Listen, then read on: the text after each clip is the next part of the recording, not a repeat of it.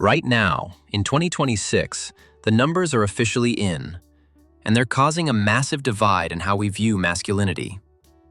1 in 4 Gen Z men are now actively dating other men or identifying as fluid. This isn't just a minor shift in the dating market, it's a total structural collapse of the traditional man meets woman roadmap. But if you think this is just about trends, you're missing the bigger picture. Today on Men Uncovered, we're going backward. We're starting with the final result and digging down to the hidden crisis that started it all. If you want to know why the future of men looks nothing like the past, you need to see how we got here. We're starting with the final symptom of the dating market and working our way back to the hidden crisis that started the fire. Let's start at the finish line. Stage 4, Section 4, the emotional efficiency pivot. The final stage of this shift is what experts are calling emotional efficiency. For many Gen Z men, the traditional dating scene has become an exhausting, high-cost minefield. In 2026, the price of entry for a traditional relationship, both financially and mentally, has never been higher. Men are realizing that dating other men often removes the guesswork. There's no pressure to be the sole provider, no outdated dating rules to navigate, and an immediate shared understanding of the male experience. They aren't just looking for partners, they're looking for teammates. This isn't a rejection of women. It's a move toward a path of least resistance where they feel truly understood without having to perform a role. But what drove them to look for that path in the first place? Let's go back one step. Section 3, the digital exhaustion point.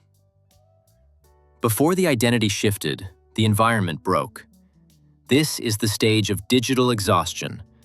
By 2026, dating apps have effectively priced out the average man's self-esteem. When you spend years being told you aren't tall enough, rich enough, or alpha enough by an algorithm, your brain looks for an exit strategy. Gen Z is the first generation to be raised entirely by the screen, and that screen has polarized the sexes to an extreme degree. Many young men now feel they have more in common with their male peers than the women they see online. This has created a brotherhood pivot.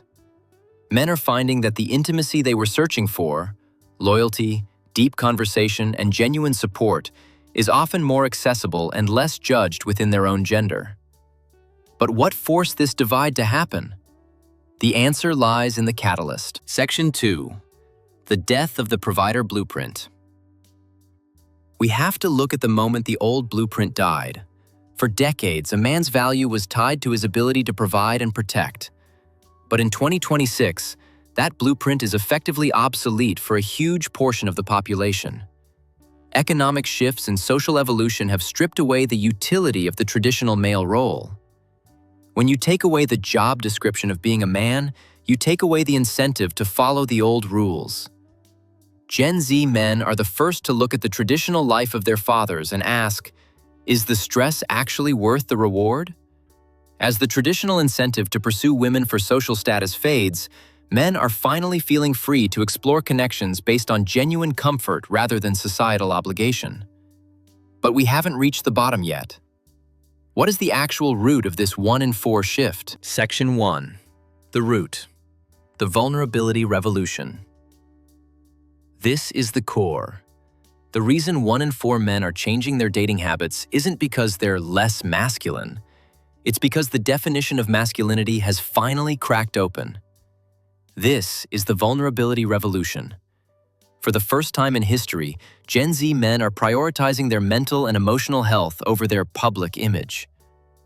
The crisis we keep hearing about isn't that men are dating men. The crisis is that the old version of masculinity offered no room for men to be human. As those walls come down, the 1 in 4 statistic is simply the result of men finally exploring what they actually want, rather than what they were told to want. This isn't a loss of identity. It's the first time men have felt safe enough to actually define it for themselves. Conclusion: the new frontier. So, is this a crisis or an evolution? 1 in 4 men have decided that if the old game was rigged, they're going to play a different one. Whether you see this as a sign of freedom or a sign of a broken society, The face of masculinity in 2026 has changed forever. But I want to know your take. Is this the end of traditional dating, or just a new beginning for men? Drop your thoughts in the comments. I'll be there responding. This is Men Uncovered. Stay curious.